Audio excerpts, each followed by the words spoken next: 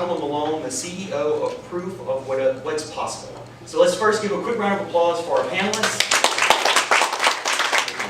So hi, my name is Havilah Malone. I am a Kenner flute. Yes, I actually graduated from the University of New Orleans when I was 19 years old. I studied dramatic arts and communications. I minored in psychology. I was always interested in how people thought, like why they did what they did, and like being able to really dig into that. My career started kind of behind the scenes in television, so I used to work over at a local Fox station. I ended up going on screen in television, being a spokesperson on the Home Shopping Network and QVC. I also ran a $160 million business for Hewlett Packard, running a 4-state territory, and I was actually their spokesperson on those shopping networks. Life took some very different turns, and finally decided to figure out what it is I wanted out of my life and to live the life that was for me. So I went on to become a #1 best-selling author.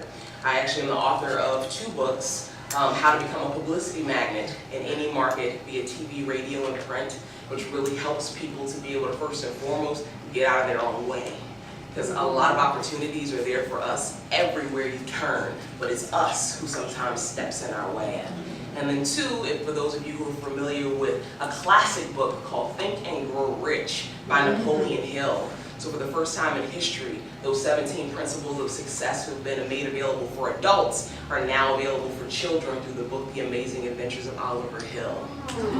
Yes, so it's a release from the Napoleon Hill Foundation and truly helping to change the mindsets and give them, the next generation, the foundation for success. And so that has become a huge life passion of mine because we are unlimited beings. We can create and do anything that we want to. And I am also living proof of that because there's plenty that has happened in life that has brought me to where I am today, and we'll talk a little bit about that later. But being an author, an international inspirational speaker, and just someone who loves life, that's me. Your sense of self-confidence. Absolutely. I think it's such an important conversation, it's such an important topic about self-confidence, because that's like our driving force that allows us to be able to accomplish all the things that we want to accomplish in life. And how many of you are mothers? Anybody mothers? Okay, awesome, awesome. Well, I'm not a mother yet. But I do have 10 nieces and nephews. And the youngest 2, which are twins, when they were born, their mother got really sick, and so she had to stay in the hospital, but they had to go because they were good and healthy. So they actually ended up coming home with me. And so for their first 2 months of their life, I took care of 2 little babies. That their first bed was actually a drawer. It was a dresser drawer that I padded and made all nice because they both like perfect fit in there. But as they got older, because I formed this bond and attachment to them because they were now my babies. And as they got older, every weekend for their first 2 years of life, I still cared for them. So they would come over to my house and stay with me. And I watched them as they grew and like became these little personalities and these little people. And the fascinating thing for those of you who are mothers, or if you're sisters, you have, siblings, or, like you're surrounded with nieces and nephews, kids are fearless. Like they are willing to try and do anything. They will jump off a counter. They will be like, oh, sushi, I love that. Like, give me some. My niece and nephew, they're twins, they were 2 years old. We were in Sake Cafe, and I'm a sushi connoisseur. Like, that's my jam. And I ordered sushi, and I ordered them like cooked food. And I'm like, they're kids, they don't know. And the sushi comes to the table, and my nephew was like, what's that? And I was like, oh, it's sushi. He was like, I like sushi. I was like, well, you never had sushi before. He was like, but I like it. And I was just like, okay. I said, do you want to try this? He was like, mm-hmm. And he takes the roll, puts the whole thing in his mouth, chews this up, eats it, and was like, can I have more? So I was like, okay, are there any adults in here who would like sushi? Right. We become fearful to try things, to even explore in any way. And as for those of you who are mothers, familiar with kids, there's kind of 3 main things that we do coming up. We learn how to eat, especially here in New Orleans. We learn how to speak, and we learn how to create. So as we learn how to eat, when we relate that to us now as adults, we want to be able to eat things or feed our mind first. Because that creates the belief we have about everything. As a child, we encourage kids. We're like, oh, oh, come on, walk to me, oh, come on, and they fall down, and we're like, oh, you did a good job, get on up, keep going. And we encourage them no matter how many times they fall. If they fell 300 times, would you be like, you know what, just quit, stop. Don't even try no more. But as adults, we get into this mode of, oh, that business venture didn't go too well, you might not want to try that again. Oh, you didn't get the job, maybe it's not for you. And we stop ourselves from moving forward. So that same encouragement that we give to little ones is also the encouragement we need to be able to give to ourselves. That communication, that inner dialogue is actually the most important thing we have. A lot of times we think that, oh, our communication with each other, that's what's most important. No, it's our communication with ourselves. Because if you wake up in the morning and you say, I'm tired, I don't feel good, I don't want to do this, oh, it's not even going to go well. And oh, I got a zit on my face today, oh, and the dress looks too tight. We're already setting ourselves up for failure.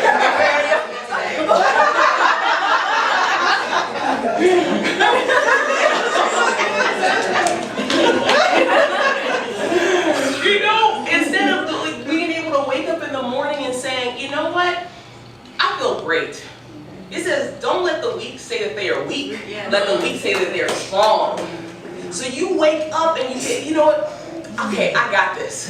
You get in that mirror and you say, you beautiful thing. Oh, and you know what, you look good on most days, but today you looking extra good. You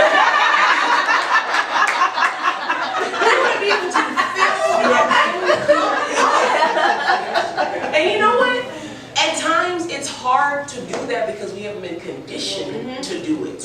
Our conditioning is to tear ourselves down, to tear each other down, as opposed to building ourselves up, building each other up.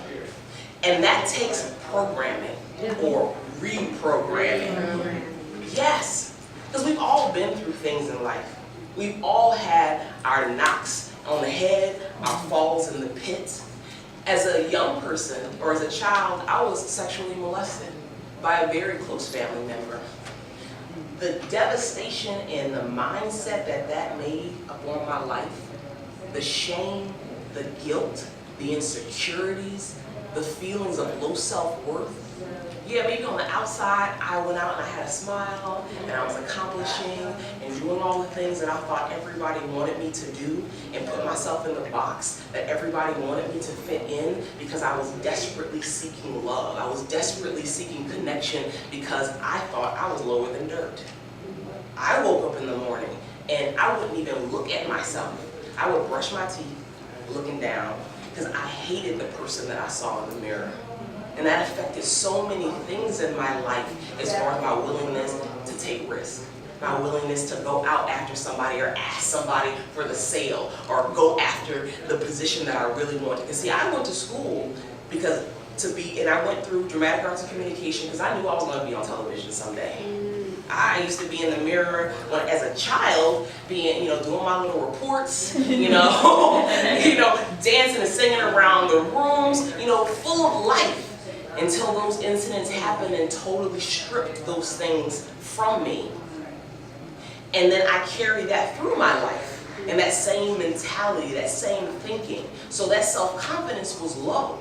So when I went into the television world, instead of actually going after what I really wanted, which was being on camera, I settled for being behind the camera, for being behind the scenes.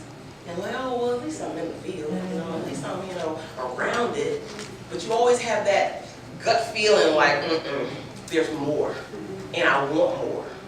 So how do we then, no matter what we've been through in life, start to recondition, reprogram? Because no matter what you've been through, you are more than that. You are better than that. And that does not have to define you at all. Because I can stand here today and talk about it openly. I couldn't do that 3-4 years ago. I had resolved to go to my grave. Like, you know what? And I also kept playing small too. It affected everything, even the marriage that I had. And the poor choice and partner that I chose back then. Settled. So here's some things that we can do that can help us no matter where we are in our cycle of life, or the things that we've gone through in our life, to start to reprogram that mind. To start to see things a little bit differently so we can get the things that we want out of life. And it goes right back to the things that happen as a child. We learn how to eat, we learn how to speak, and we learn how to create. So what do we eat as adults now? We want to feed our mind with what? Books. There are people who have gone before us who have done the things that we want to do. So why would we not follow the path of success? They've left a trail for you. They've given you principles, they've given you examples, they've given you everything that you need. If you then apply it, and see, knowledge is not power. That's a joke. It's a joke. Applied knowledge is power. I could have read every book in the library, but if I don't do anything with the information, what good is it? And anything you want to keep, you got to share it. Why? Because as it's going out of your mouth, it's also going right back into your ears. It is building a belief system. It is creating a cycle. So you're helping somebody. See, we have a lot of mentality, especially in the South, and it's a scarcity mentality. It's, no, I can give you no water because there ain't going to be enough water for me. No, I can't give you information on how to become an executive in this company because then that means I'm not going to get the position.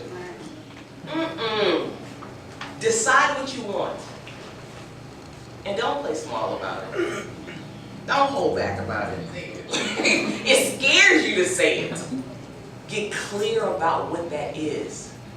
It says where there is no vision, people will perish. That's why it's important for us to start to trust the vision that was given to us. It wasn't given to everybody. It was given to you.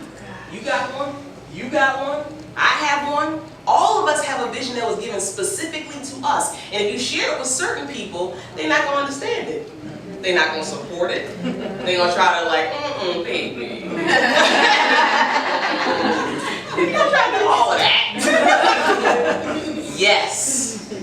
So the people who we surround ourselves are a part of that feeding. The association we keep is a part of that feeding. You only want to share your dreams, your goals, your visions with those who are like-minded. If they don't have goals, dreams, and visions for themselves, guess what? Keep it to yourself. Find people who are on that same path of growth. There are people who are living dead right now. They are walking around, and because they have no goals, they have no aspirations, they have no dreams, they feel like they're just blown about by the wind, that, you know what, whatever life brings me, I guess I just have to settle for that. I just have to accept that. That's not living. That's death. They just haven't put the dirt over you yet. But if you feel passionate about something, there's some inner calling, even if right now, because of all the things in life, the voice is very small. It's almost a whisper in the back of your mind that you keep hearing every day when you wake up. You're like, okay, that's that again. Okay, that's that again. Okay. Like, I've had a calling for a very long time to expand my speaking internationally. I knew that even, and I love the work that I do here in this market. I love the work that I do even throughout the U.S. But I had that voice that was in the back of my head that it was like, it's time for you to go around the world.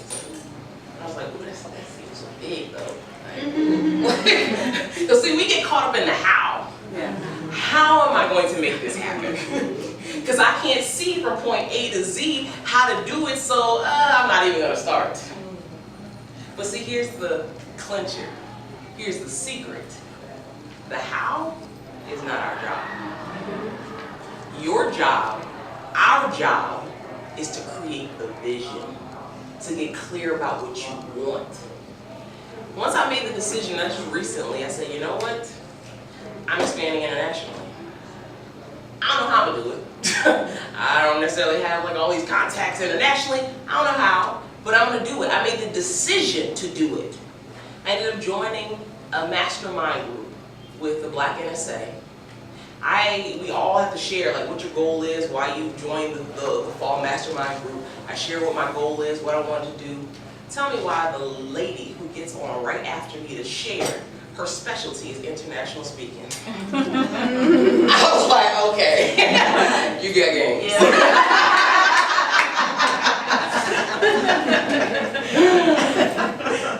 What are the chances of the very thing I want, and this woman specializes in that, and we're in the same group? So do you know, I sent her a friend request on Facebook.